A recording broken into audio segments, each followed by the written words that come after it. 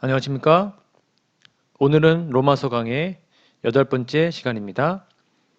로마서 5장 1절에서 6절 말씀을 본문으로 하여 칭의의 열매란 제목으로 말씀 선포하도록 하겠습니다. 여러분 성경책 로마서 5장 1절에서 6절 말씀을 좀 찾아서 함께 좀 읽어보도록 하겠습니다. 오늘 짧은 구절이기 때문에 제가 좀 읽어드릴게요.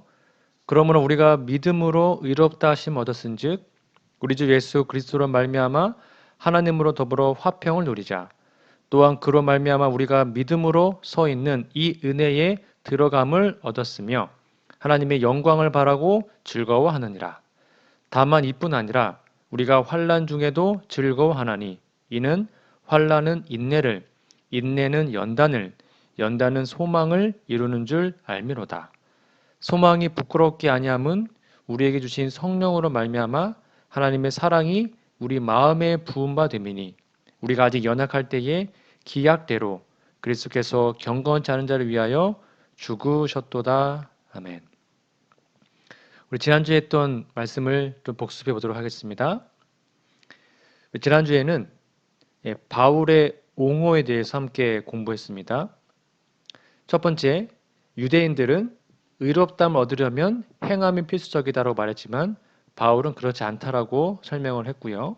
둘째, 할례 없이는 구원이 없다라고 유대인들이 말을 했지만 아니다, 구원을 받은 사람들이 할례 받는 것이다라고 설명을 했고, 세 번째, 구원은 믿음과 율법 준수가 더해져야 한다고 말을 했지만 바울은 그것이 아니라 율법 준수는 열매로 나타난다라는 것으로 논증을 했다고 설명을 드렸습니다. 혹 지난주 거를 못 들은 분 있으면 미리 듣고 오시면 좋겠습니다. 오늘부터 로마서 5장을 다룰 건데요. 로마서 5장은 로마서 중에서도 중요한 의미들로 가득 차 있습니다. 그래서 한 장을 후루룩 하지 않고 좀 세분화해서 연구하겠습니다. 먼저 오늘 말씀은 칭의, 믿음을 말미암은 의를 받는 순간 우리의 삶에 맺히는 그 열매에 대해서 설명하고 있습니다. 다시 한번 복습하면 믿음으로 말미암은 의라는 것은 하나님의 의죠. 근데 우리를 위한 예수님의 거룩한 생애, 그분의 십자가와 부활을 통해 이룩되었습니다. 그리고 오직 믿음으로만 우리의 삶 속에 똑같은 효과를 드러냅니다. 그런데 지난주 로마서 4장에서 살펴보았듯이 유대인 그리스도인들은 하나님의 의를 얻기 위해서 행함과 할례 그리고 율법 준수가 다 함께 더해져야 된다고 주장했죠.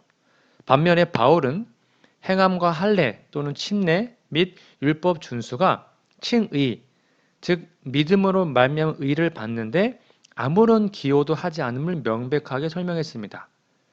즉 오해하지 않도록 다시 설명하면 바울은 행함 자체, 율법 준수 자체를 반대하지 않습니다. 바울은 할례도 반대하지 않습니다. 디모데에게 할례를 행했잖아요. 즉 율법 준수, 할례 다 반대하지 않아요. 그러나 이것들을 구원의 수단으로 제시하는 것을 반대하는 겁니다. 자, 그러면 질문 드릴게요. 여러분들은 지금 하나님으로부터 칭의를 받으셨나요? 정말 하나님으로부터 너 의롭다라고 선언을 받았습니까? 칭의는 순간적인 것입니다. 칭의를 받으면 받는 순간 100% 의인이 됩니다. 마치 예수님의 십자가의 한편 강도가 예수님을 진정으로 믿자 그는 칭의를 받고 바로 구원을 경험하게 되었죠. 그러면 그 다음 질문이 떠오르실 겁니다. 잘 모르겠는데. 그러면 내가 지금 칭의를 받았는지 안 받았는지 어떻게 알 수 있는가? 여러분 어떻게 알 수 있습니까? 제가 이렇게 질문하면 목사님 저 칭의 받았어요 라고 대답을 해야 되는데 그걸 어떻게 우리가 알 수 있죠? 뭔가 눈에 보이는 표시도 없는데 말입니다. 내 삶에 칭의가 지금 있는지 없는지를 어떻게 알 수 있을까요? 대답은 간단합니다. 우리의 삶에 칭의의 열매가 맺혀 있는지를 확인하면 됩니다. 열매가 없으면 칭의가 아직 아닌 것입니다. 자, 그러면 우선 로마서 5장 1절에서 2절은 칭의의 세 가지 열매를 논하고 있는데 그 칭의의 열매들을 좀 살펴보고자 합니다.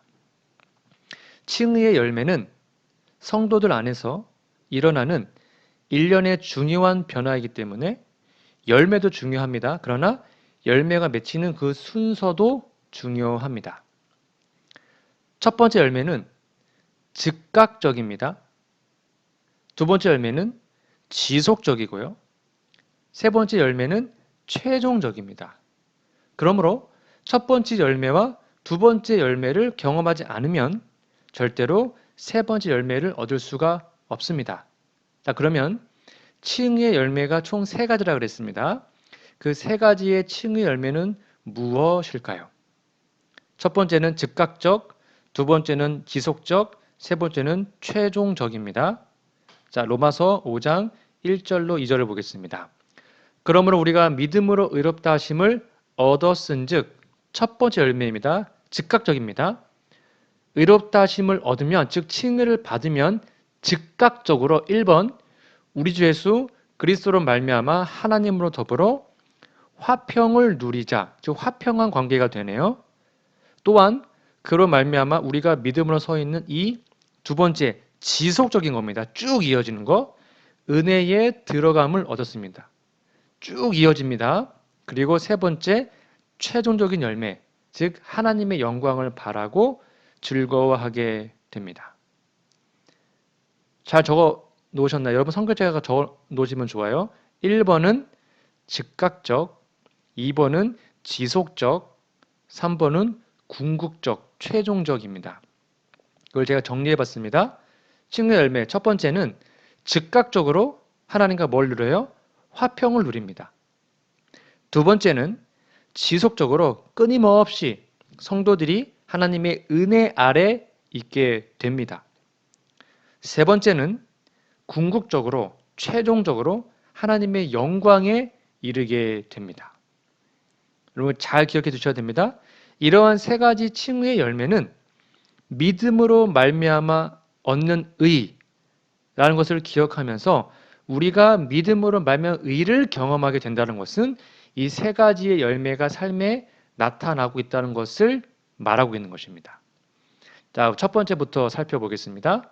첫 번째, 즉각적으로 하나님과 화평을 누리게 됩니다. 로마서 5장 1절에 보면 칭의의 열매가 우리에게 모든 영역에서 화평을 준다고는 기록되어 있지 않습니다. 무슨 말이냐면 우리가 화평을 누리지 못할 영역이 아직은 많다는 거죠. 우리들의 원수들과 또는 가족들과 국가들과 때로는 친한 성도들과도 아직 화평을 누리지 못할 수도 있죠. 누군가가 좀 사이가 서먹서먹하잖아요.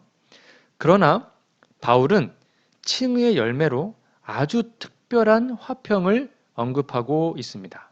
그게 뭡니까? 로마서 5장 1절 다시 볼게요. 우리 주 예수 그리스도를 말미암아 하나님으로 더불어 화평을 누리자. 다시 말하면 우리가 하나님과의 사이에서만 화평을 누린다면 그 외의 모든 문제는 금방 해결될 수 있습니다. 하나님과의 화평을 누린다면 내 삶의 모든 난관들과 문제들을 이겨낼 수 있는 힘과 능력이 생기는 거예요. 그러므로 가장 중요하고 가장 첫 번째는 바로 하나님과 화평을 누리는 것입니다. 하나님과 화평을 누릴 때 생기는 게 뭐냐면 결국 하나님을 두려워하지 않게 되고 하나님을 사랑하게 되고 하나님과 함께 있는 게 너무 좋은 거예요. 그래서 하나님과의 관계가 서먹서먹하지 않고 화평한 관계가 되면 그 다음에 모든 관계들은 저절로 해결될 수 있는 것이죠. 이 부분을 이렇게 얘기하고 있습니다. 잘 보세요. 우리가 믿음으로 의롭다 하심을 얻었은즉 여기 기록된 헬라어는요. 조금 어렵지만 역사적 과거 시제로 쓰여져 있습니다. 헬러 원어가 그렇습니다. 다시 말하면 역사적 과거 시제가 뭐냐면 의롭다 하심은 우리가 믿는 순간 역사적인 현실이 되는 것을 의미합니다.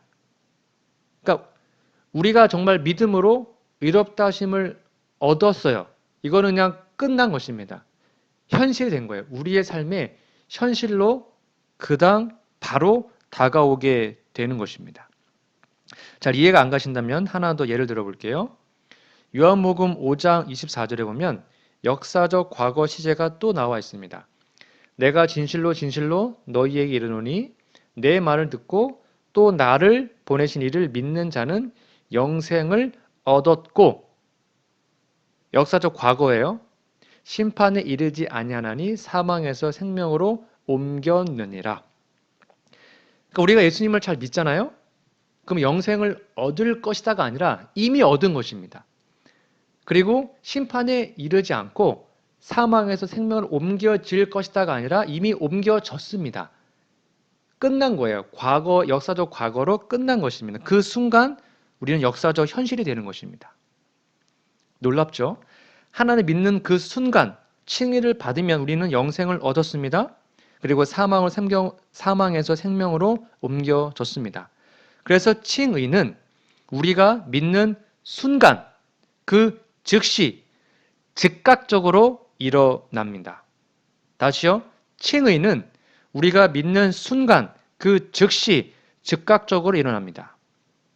즉 예수님께서 십자가에서 죽으심과 다시 살아나심으로 모든 사람을 위해 의를 이루신 것은 틀림없는 사실이죠. 그러나 그것은 우리가 그것을 믿는 순간 그 효력이 발휘되고 비로소 우리께 되는 것입니다. 2000년 전 예수님이 죽으신 것을 그냥 머리에만 아는 것이 아니라 진짜 믿을 때, 진짜 우리가 전심으로 믿을 때 그 순간 그 십자가의 효력은 우리에게 발휘가 되는 것입니다. 로마서 5장 11절 볼까요?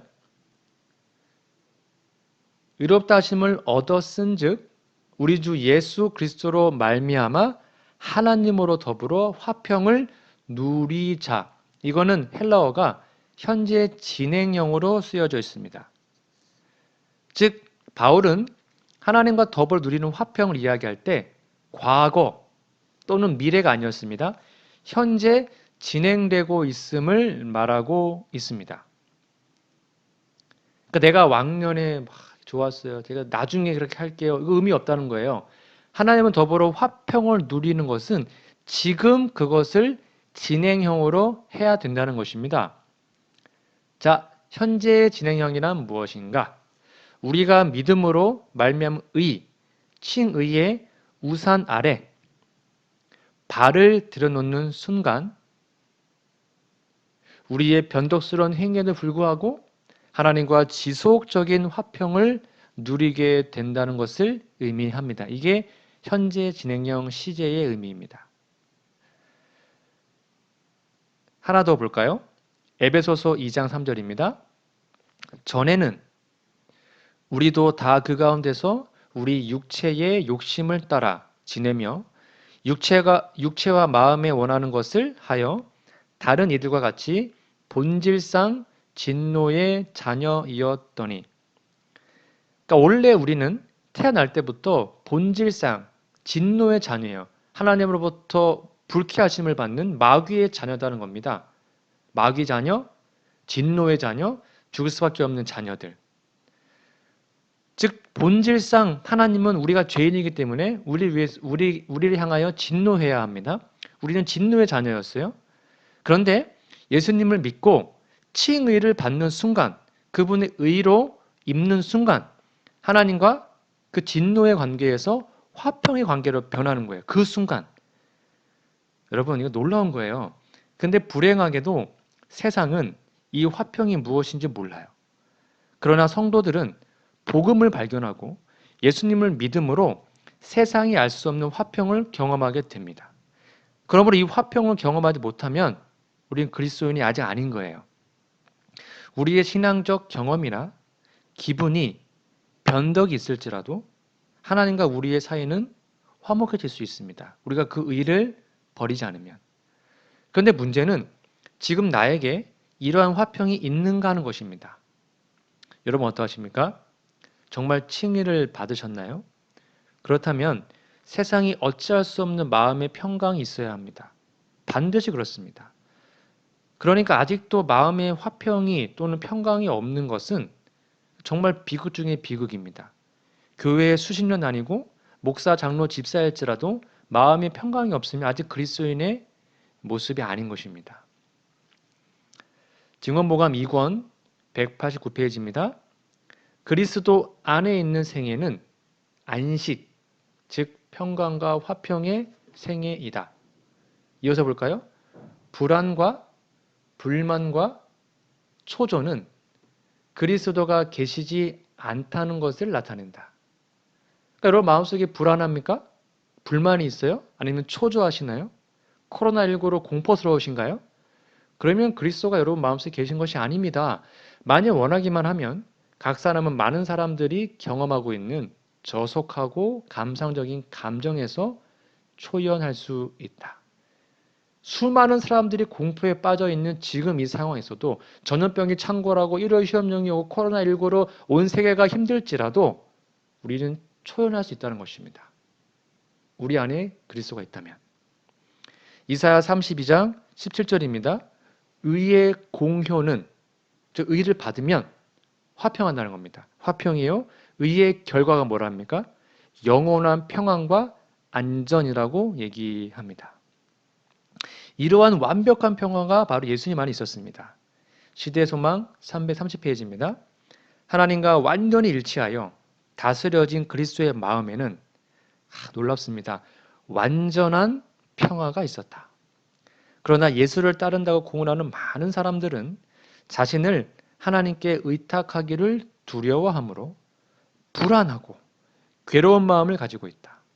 우리가 위로부터 거듭날 때, 즉 칭의를 받을 때 예수의 마음, 곧 우리가 구원을 받을 수 있도록 자신을 겸비하게 하도록 이끈 마음과 똑같은 마음이 우리에게 있을 것이다. 우리가 거듭날 때 예수의 마음이 있대요. 근데 그 예수의 마음은 완전한 평화가 있었던 마음입니다. 여러분, 그러므로 내 마음속에 불안과 초조와 실망, 짜증, 공포, 염려 이런 것이 있다면 여러분 우리 마음속 예수께서 없는 것입니다. 예수님은 거듭난 사람의 모본이십니다. 그러므로 하나님과 화평을 누리기 위해서 우리의 업적이나 행위에 결코 의지하지 마십시오. 우리가 의지할 게 뭐가 있습니까? 아무것도 없잖아요. 그리고 다른 사람 때문에 그 평안을 빼앗기지 않도록 하십시오. 우리가 믿음으로 칭의의 우선 아래만 있으면, 그 은혜 아래만 있으면 우린 예수님 때문에 하나님으로 더불어 화평을 누리게 됩니다. 우리가 믿음으로 걷기만 하면 평안을 누리게 돼요. 그러므로 그러한 칭의의 열매인 하나님과의 화평을 날마다 경험하시고 그 화평이 사라졌다면 가슴을 치며 통곡하며 하나님께 기도하셔서 속히 그 마음의 평강이 회복되기를 간절히 소망합니다. 두 번째, 칭의의 열매는 무엇인가? 지속적으로 성도들이 하나님의 은혜 아래 있게 됩니다.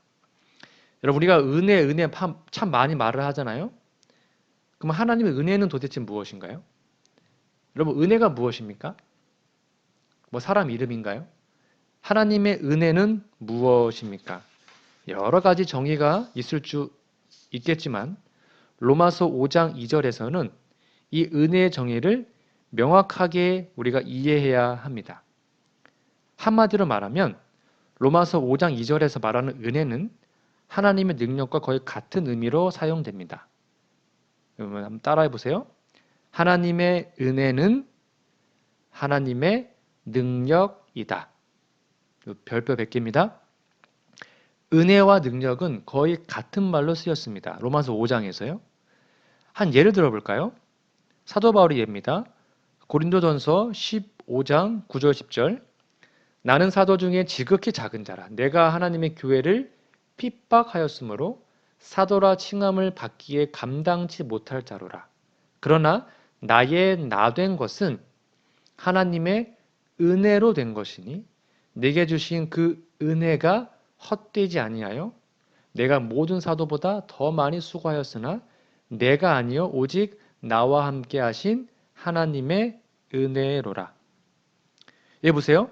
사도 바울은 계심하기 전에 자신이 교회를 잔인하게 핍박하였기 때문에 사도 될 자격이 없다 그랬어요. 그러나 10절에서 바울은 나의 나 된 것은 하나님의 은혜로 됐다라고 덧붙입니다.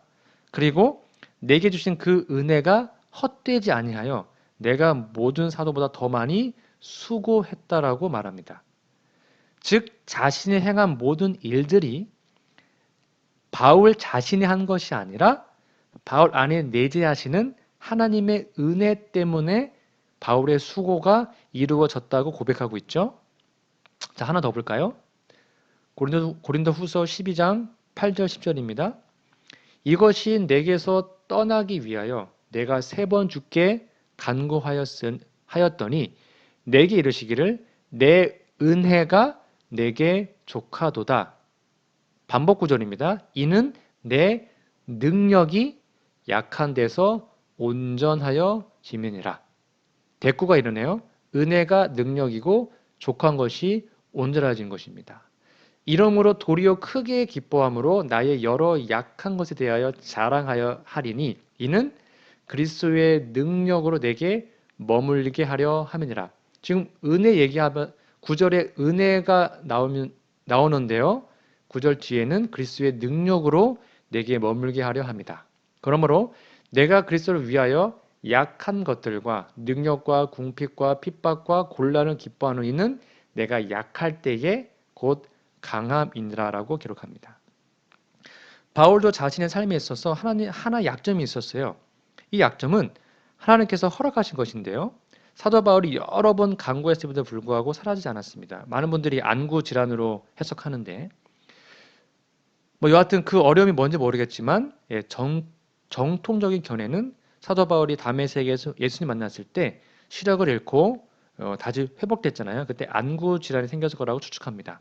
여하튼 하나님은 사도 바울의 어려움, 즉 그 육체의 가시가 사라지는 것을 허락하지 않으셨습니다. 그래서 사도 바울은 되게 많은 사람 고쳤잖아요. 근데 자신의 병은 못 고쳤어요. 왜냐하면 사도 바울도 사람이기 때문에 사도 바울이 되게 많은 계시를 받거든요. 하늘나라 갔다 왔고 계시를 통해서. 그래서 성경도 거의 되게 많이 썼잖아요. 열 몇 권 썼잖아요. 그러니까 계시도 받고 성경도 막 14권, 15권 썼고 그것에 인해서 사도 바울도 인간이니까 교만해질 수 있죠. 그래서 그 교만해지지 않도록 육체의 가시를 사라지지 않게 하셨어요. 그러면서 고린도후서 12장 8절과 10절에 뭐라 나와 있습니까? 아까 제가 읽어드렸죠. 내 은혜가 내게 족하도다. 이는 내 능력이 약한 데서 온전하여 짐이니라. 은혜와 능력을 같은 의미로 사용하고 있습니다. 하나 더 볼까요?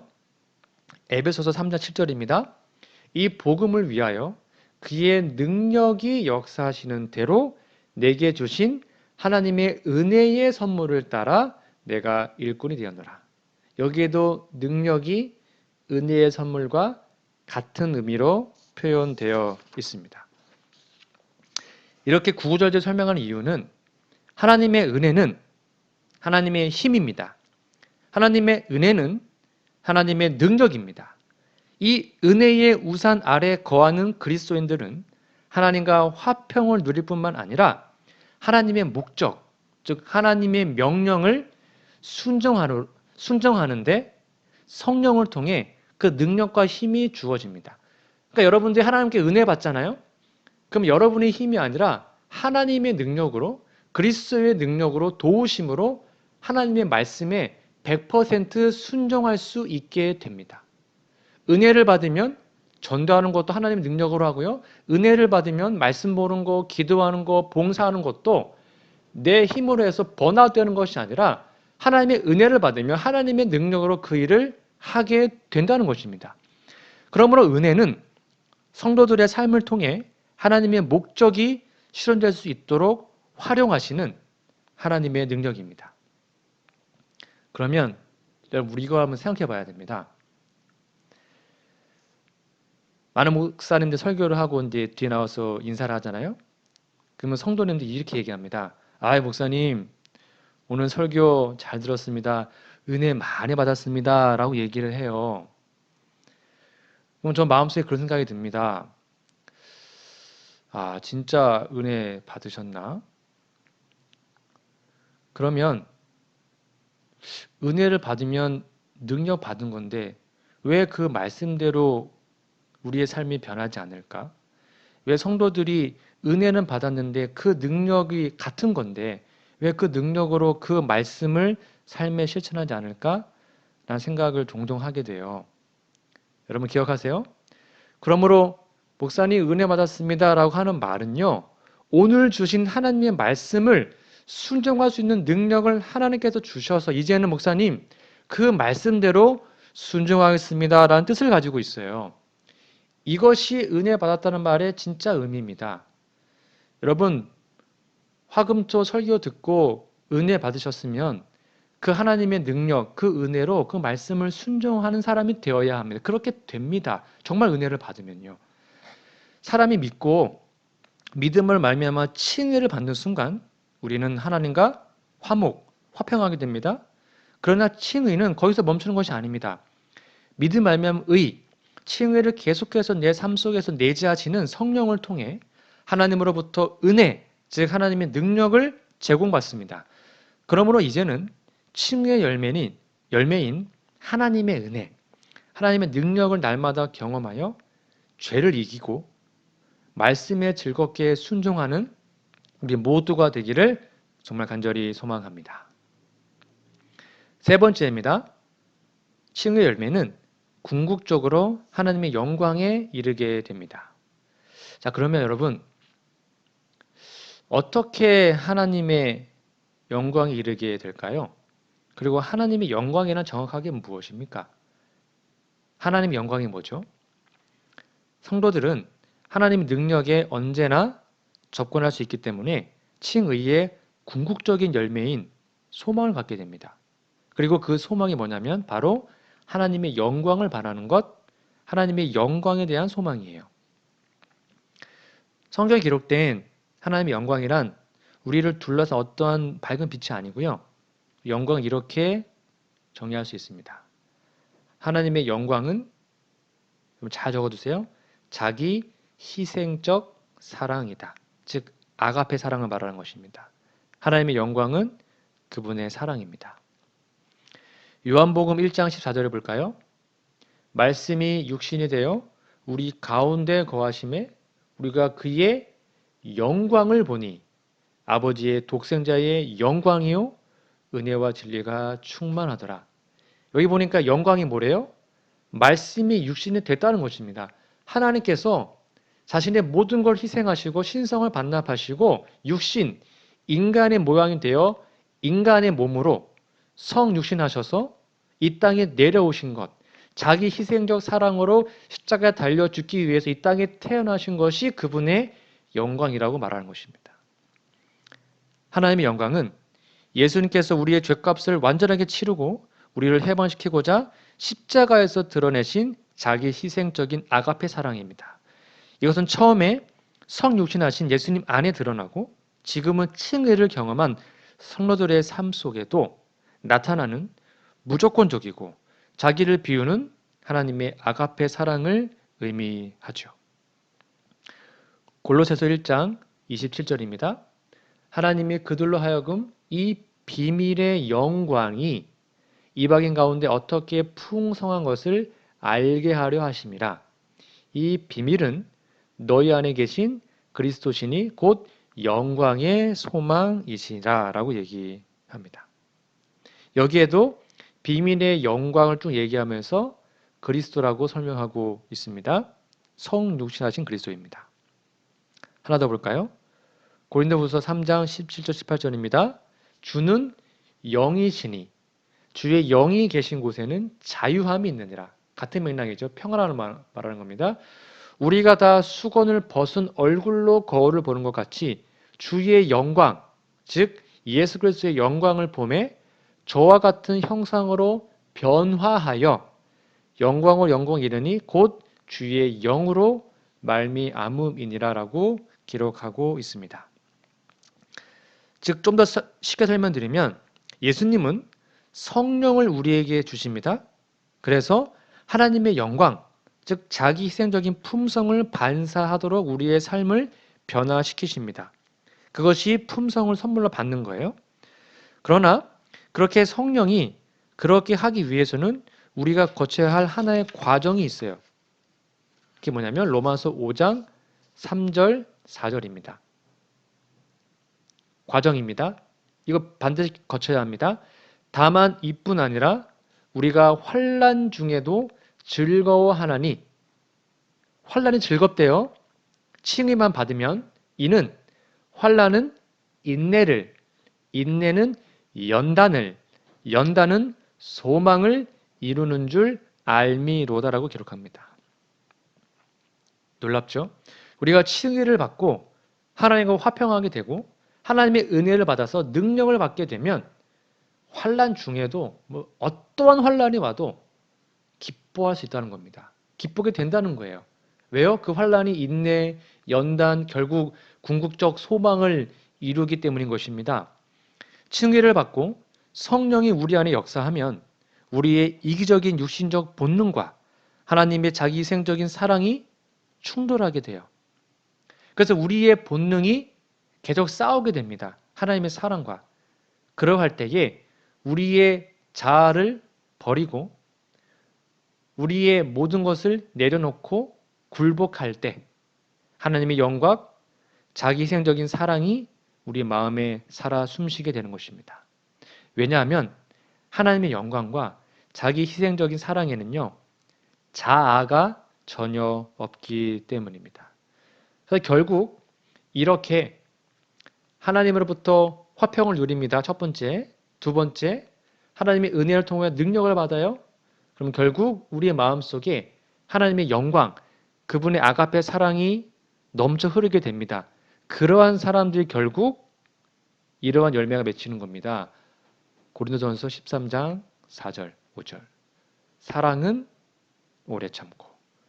이 사랑은 여러분 원어가 아가페입니다.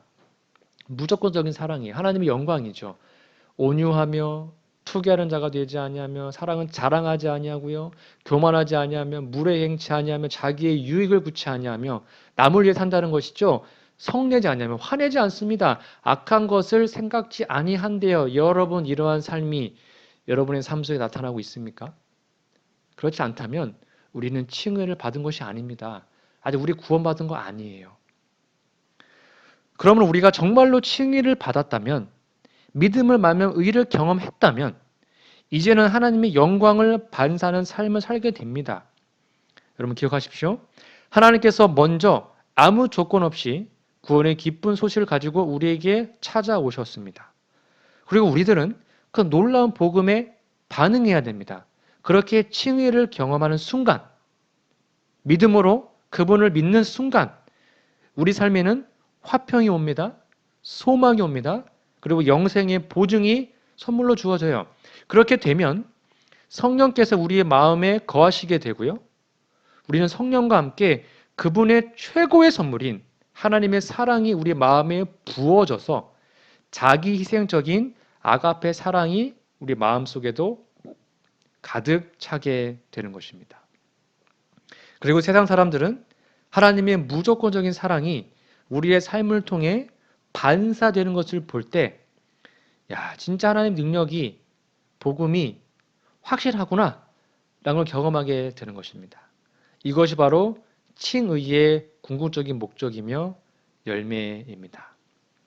오늘 저와 여러분의 삶에는 이런 열매가 있습니까? 칭의를 받으면 정리합니다. 하나님과 화평과 보증을 얻게 되고요. 하나님의 은혜 곧 능력을 받게 되고요.